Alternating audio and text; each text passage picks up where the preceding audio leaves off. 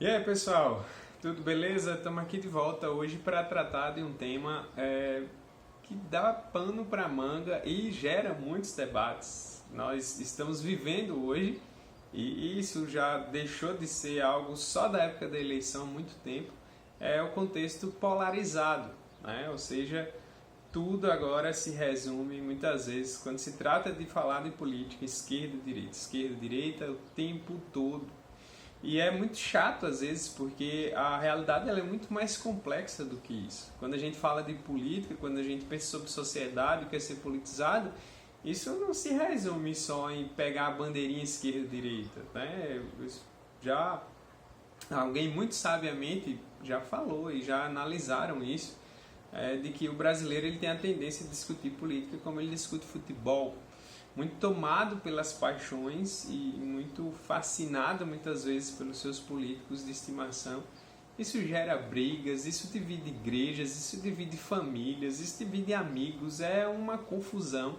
E hoje é muito difícil você manter um diálogo com as pessoas sobre vários assuntos sem que as pessoas encaminhem logo ou tentem analisar coisas sempre nessa perspectiva, esquerda, direita. Então, tem um autor que eu gosto muito, ele é canadense, cientista político cristão, chamado David Koyes. Por sinal, se você não leu, eu recomendo demais a leitura do livro dele, Visões e Ilusões Políticas, publicado pela Vida Nova.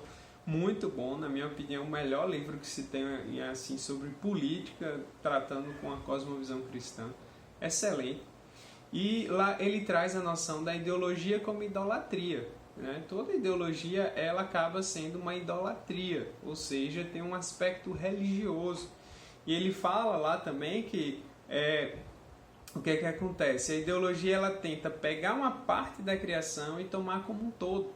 Né? Por exemplo, a galera de esquerda resume tudo a questão de lutas de classes, a exploração, as questões sociais, igualdade econômica, e acaba esquecendo de toda a outra complexidade da realidade. Aí você pega a galera da direita, sempre voltada mais à questão do liberalismo econômico, né, a questão do individualismo, né, e tudo mais, e do capitalismo, e enfim, cada um, eu estou aqui simplificando bastante os termos, mas todos esses grupos, esquerda, direita, inclusive centro, ou enfim, isso não seria o melhor rótulo, o qual eles até falam, olha, esquerda e direita é muito limitado ao contexto, porque às vezes você pode pegar discussões num país que para a gente é de esquerda, lá é de direita. Você vai para outro país, outra discussão de direita, algumas questões de direita lá para nós aqui são de esquerda. Então é muito simplista demais, né, a questão. E a ideologia ela faz isso, ela traz abordagens simplistas para coisas complexas. A gente deixa de analisar o quadro todo com todas as suas variáveis, porque há várias coisas que envolvem a vida humana, além de política, além de resumir tudo por esse viés. E aí a gente acaba se perdendo, as pessoas brigam porque isso envolve as paixões, envolve o coração. E aí então o estrago está feito. A gente está na sociedade, alguns teóricos gostam de usar a expressão hiperpolitizada, né, porque sempre levam todas as discussões para essa questão política. Esquerda, direita o tempo todo. E quando a gente olha para a história da nossa nação, a gente vê a corrupção permeando todos esses lados, a gente vê a insuficiência de todos esses lados. E a gente vê, vamos dizer assim, a fraqueza desse debate, que é muito cansativo, diga-se de passagem. Então as pessoas, elas policiam mesmo. Né? Você vai para as redes sociais, quem é de esquerda fica observando a postagem e é uma espécie de policiamento. Geralmente, os grupos eles tendem a se colocar como nós somos a parte do bem, estamos combatendo o mal que está sempre lá do outro lado. Ambos fazem isso. Hoje você tem aquela galera que já fica com raiva de você quando você não se pronuncia. Então eles já querem que você deixe claro logo se você é esquerda, se você é direita, para saber se eu vou me simpatizar ou não. Né? E é bem religioso o processo, né? O funcionamento disso tudo, porque há uma pregação, há um proselitismo, há uma ideia de salvação nessas ideologias e as pessoas acabam se perdendo aí no meio desse embate e o discurso fica empobrecido. Então a gente não toca nas questões mais importantes, a gente fica restrito a defender ou idolatrar um político, uma bandeira, uma ideologia, e perde o resto da coisa toda. Então, infelizmente, no nosso país nós vemos isso, né? As pessoas que são apaixonadas por Bolsonaro, as pessoas que são apaixonadas por Lula, as pessoas que são apaixonadas por Ciro Gomes. E quando eu falo apaixonadas, pelo menos elas demonstram isso mesmo, de sorte que elas vão tentar encobrir as falhas dos seus ídolos políticos, né? Ou amenizar, atacar o outro lado, e cria uma guerra em prol de pessoas pecadoras, limitadas, homens que têm uma série de falhas e problemas, mas elas não conseguem enxergar. E aí continua sempre nessa paixonite política. A politicagem, ela se espalha aí como um vírus maligno que faz com que as pessoas se percam e acabem entrando nesse jogo muito ruim.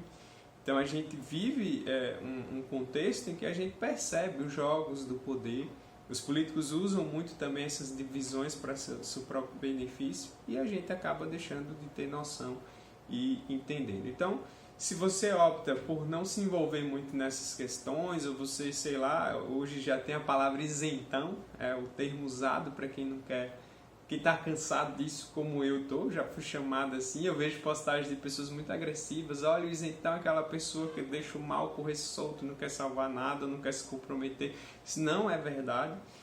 A gente está na democracia e temos a opção de querer ou não aquilo que está ali sendo colocado. Então é um direito nosso. E do jeito que a política está caminhando, sinceramente, hoje isentão acaba se tornando um elogio. Então, quando você vê as pessoas sempre trazendo o debate para a polarização, ali demonstra ignorância, ali demonstra educação insuficiente, ali demonstra paixonite política, ali demonstra a idolatria que vem atrelada à ideologia muito claramente. Então, eu acho que é um ponto que a gente precisa pensar e repensar. No contexto de igreja, a gente percebe que isso chega muito forte e as igrejas estão rachadas. Hoje, no contexto brasileiro, a maioria das pessoas atrelam sempre a igreja à figura do presidente da República, o que é ruim, porque a igreja ela tem que ser identificada com Cristo e com os valores cristãos, e isso não tem sido muito visto. E a igreja entrou nessa polarização política, na minha visão, de uma maneira errada, imatura, diga-se de passagem. Então você vai ter desde a galera que quer fugir da política e aquela que afunda na política. Ambos pecam e falham nesse aspecto. Então a ideia é participar da política com inteligência, com sabedoria, sabendo como direcionar a política dentro de uma visão cristã.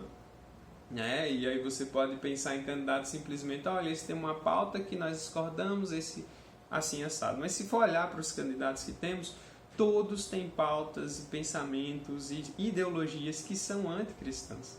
Nós nunca podemos fechar totalmente com nenhuma ideologia, com nenhum partido, porque todos possuem ali elementos que nós vamos discordar como cristãos. Então, existe a liberdade de consciência, você deve orar, buscar os princípios das Escrituras e votar em quem você achar melhor. É assim que funciona. E outra coisa importante com relação aos pastores é que, assim, a gente percebe também muitas vezes o pastor que ele esquece do seu compromisso ali, da ética, e ele se envolve de maneira partidária. Isso é ruim. Então o pastor ele pode entrar para a política, pode se candidatar, pode, é um direito dele como qualquer cidadão. Porém, eu acho que seria mais sensato abrir mão ali do seu ofício.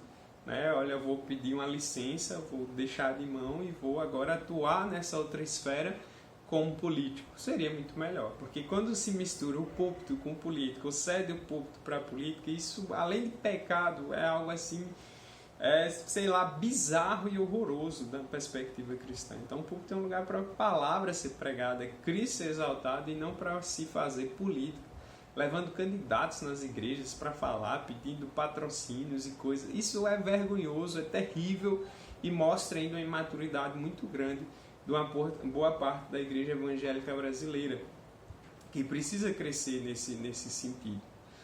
E assim, pensando bem, a gente percebe a necessidade que a gente tem de formular melhor uma visão bíblica acerca de política, acerca de como atuar sem entrar nesse jogo e sem cair nessa polarização tosca que a gente está presenciando hoje em dia. Então existe vida, existe além de esquerda e direita. O debate é muito mais amplo. Política é um assunto muito mais complexo e que tem várias outras nuances importantes para a gente analisar do que só isso.